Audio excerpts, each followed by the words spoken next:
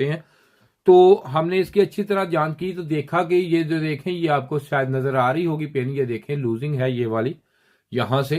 तो जब ये यहां से लूजिंग हो जाती है ना, इस तरह लूजिंग है, तो ये देख सकते हैं। अब मैं आपको यहां से दिखाता हूं, ये देखें कि ये देखें पिन लूज है, कि जिसकी वजह से इसका फैन जो है वो ब्रेक हो जाता है और आरपीएम पूरे नहीं होते, जिसकी वजह से इसका आईपीएम भी जला, और जिसकी वजह से अब इसमें जो एरर है, कभी F1 और E5 का एरर जो ये देती है, अक्सर ये फॉल्ट छोटे छोटे फॉल्ट होते हैं तो ये आ जाते हैं। लेकिन ये पीसीबी आती उसी वक्त है, क्योंकि मैंने उनसे पूछा कि आपने पहले किस तरह, जैसे उनका ये आपकी तरफ आई है इसी तरह हमने वहां भी रिपेयरिंग के लिए भेजी थी, जैसे ये आपकी तरफ आई इसी तरह भेजी थी।